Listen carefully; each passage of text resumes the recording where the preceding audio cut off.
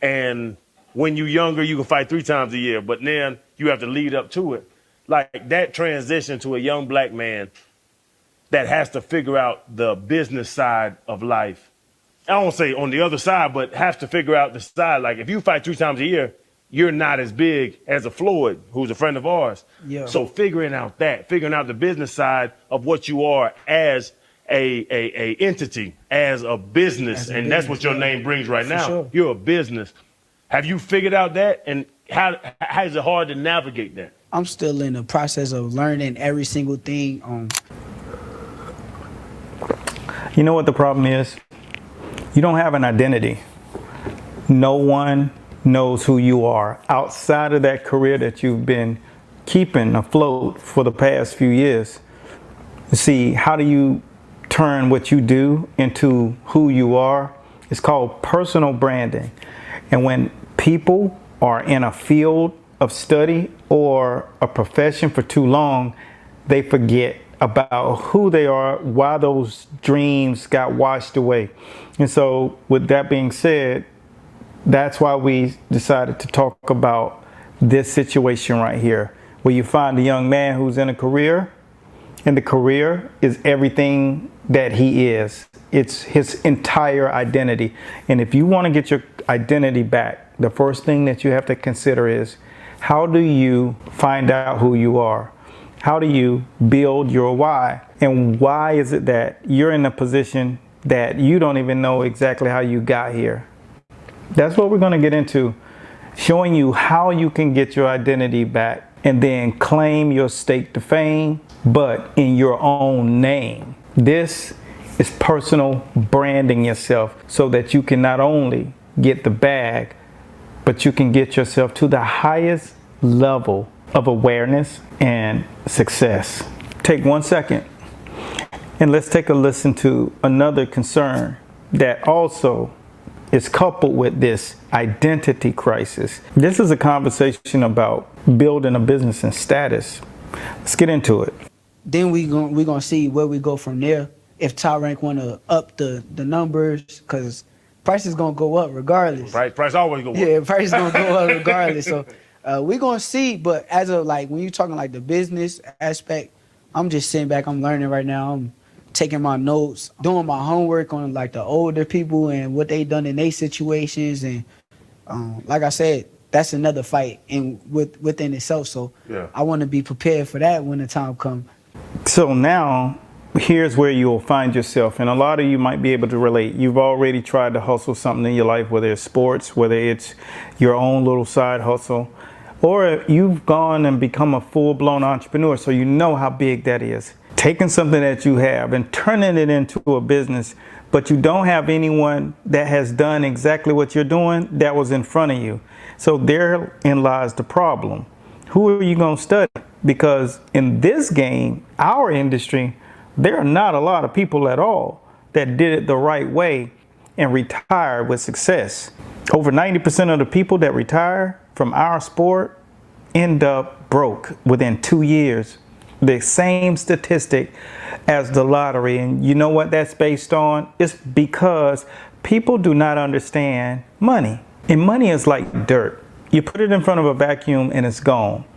The earth is the vacuum. So how do you prevent that from happening to you? And we want you to listen and take this into consideration when you're trying to build and establish who you are, right? Here's how I use my 5 bank account strategy to get more money. Now, your first account, your income account, this is where all of your income gets deposited. If you have a job, side hustle, whatever you got going on, all the money goes into here. There's no debit cards or automatic payments that are associated with this account. Only job is to collect the money. Then you distribute that money to the other 4 accounts. And the first one is your operations account. This is the account that you will live out of. All your bills and your living expenses come out of this account. 30% of your money goes into here. So if you're making $5K, it's only $1,500. It's not going to work, right? You got to make more money. So you got to get another job, get a side hustle, start driving Uber on the weekends, whatever you got to do. But then the beauty of it is you're going to be investing 50% of your income. This investment can go in stock market, real estate, maybe even your own business. Something that's going to help you rise above the ranks of poverty and build a better future for you and your family. If you're not willing to sacrifice for your goals, then your goals become the sacrifice. 15% is going to get allocated towards taxes, and then your baller account. You want to reward yourself along the way. 5% of all your money needs to be spent on something just fun, silly, stupid. It's almost a waste of money. I think they should be all with the same bank under the same account, because that way it's easy to make the transfers when you need to. And here's how you set this up with your bank. Walk into that motherfucker. Tell the chick, hey, I need to set up 5 accounts. And they'll set it up. Like, no bank is going to tell you not to. They may look at you strange and perhaps will try to talk you out of it. Just,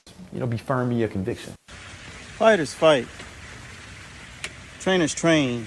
Coaches coach. Teachers teach. And when you don't know how to build a business, all you have to do is understand that there are 2 components to it. That's audience and operations. Audience is the people that you are selling to. Who is the audience that you serve? Who's the people that you have the solution to their problem? That's your audience. No one else. Everybody else is just fans. In fact, anybody who's ever met with me will tell you this is the first question I ask. What problem are you solving? Where it gets tricky is the second question, which is there money in the problem? See, even if I solve a problem, as long as that problem is not a pain point material enough for the market I'm solving it for, then what I'm doing is I'm tickling myself. In academic terms, it's called intellectual masturbation. No, that's actually a term. An intellectual masturbation is when professors meet to talk about things that mean fuck all. But for them, because they think it's their thing. If you ever see tech people, mechanics, they talk about it, you're like, what are you talking about? Anyone who's into like a niche, people who are into cigars, into wines, they can have a 5-hour conversation. And you're like, look, it's white, it's red. Nyapuza, nyatagwa. This is it. I hesitate to say this, but I'm thinking that there is not a lot of this in the problem you're solving based on the people for whom you're solving the problem. But you're saying, if you do this, there's a better planet. And the person is saying, but I don't care. Because this is not a problem that's important for me. In operations, the manner in which that company runs from A to Z, and what process do you use to open the door, to turn it on your computer, to executing a task, everything is your operation that happens up under that business. So how do you build yourself a personal brand and learn how to take that business and turn it into a real company? How do you take that hustle that you have and turn into an entrepreneur and make an actual company that actually employs people? That's what we're going to teach you guys a couple of things about. So if you're in a position right now that your company's here, knowing how to get from here to here, that's what this is called. This is a roadmap. Let's call it your GPS, and we are the North Star. So get to the North Star so that you don't find yourself in a situation like this next section. So what I want you guys to do is to understand there's someone who can translate all of this business talk into the language that you understand, because I'm from your world. I've come through the grind. I got it in the mud. And this is how I'm going to explain it to you so that it's layman's term. So check out this next little section and let me know what you think about it. Before we do that, I want you to take another listen to this next section. And it's all about coming back to the table and understanding the confines of value and negotiation. Let's check this out. You don't turn down any smoke. I don't see you run away from nobody. Facts. And that's what I love about it. Like you want action right now. What do you think it is though? Why can't you have as many fights now as you were getting, those previous years? I think that's more so a top rank question. That's more so a promotional question. You got to ask with top rank, why am I not fighting 3 times a year? Mm-hmm. Me personally, I'll fight any date they give me. Like, I'm ready to go. So I can't really give you no real answer because I'm not the powers behind the scenes. But if it was up to me, I'd be fighting every weekend. Now, let's just say the company that you're doing business with or the individuals that you're doing business with, they're at a point in time that your contract's up. And now you're at this point in time that you have to renegotiate or go your separate way. Now, how do you position yourself to do that right? After a performance like what we just witnessed, you don't have much leverage. But see, this is where the game gets thick. This is where you learn the confines of negotiating and understanding your value and what value that you bring. Do you truly believe you're getting the money that you deserve right now? And the reason why you're not is because you don't quite understand how to posture the conversation. There's no blueprint on how to frame your conversation so that you can kind of highlight your worth.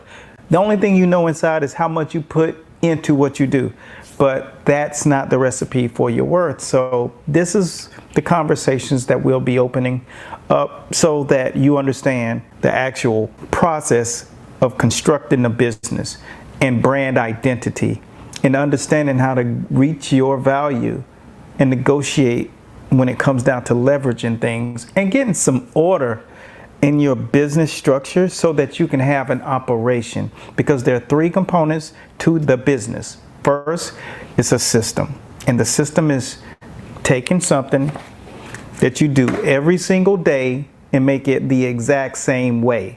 That's system. The second part is optimizing. This is where you edit things out and make it so crispy tight. It's in the reflection of who you are. That is optimizing. So optimization. And number three, you automate it. Just like this weekend. What I did is automated what I did. I don't just put out videos. Our videos are optimized because we have automation. I can give you a word and they say it. It takes you right to our website and offers you up something that'll help you. And that happens when I'm asleep. Therefore, people are purchasing from us. People are opting into us. That's optimization. And by the way, this video did 1 million views in one night. And that's what happens when you understand systems, optimization, and automation. Today, we wanted to enlighten you and let you know you don't have to be in a position of not knowing. Just remember this term: systems, processes, acquisitions, and revenue. Stay tuned tomorrow as we go over a couple of pain points that we deal with in our industry, the industry of entrepreneurship. If you're interested, make sure you tune in, and if you want to learn, continue to follow for more and be on board, as tomorrow we dive a little deeper into some of those things that give us frustrations. My name is Eric A. Bradley, coach that is. I'm the author of 30 different books and owner of 14 companies. I've been in the health, wellness, and sports industry for 4 decades. And when it's all said and done, I'm going to package this knowledge up and I'm going to make sure that I give it to you. Stay tuned for tomorrow, and I'll see you in the winner's circle. Let's work.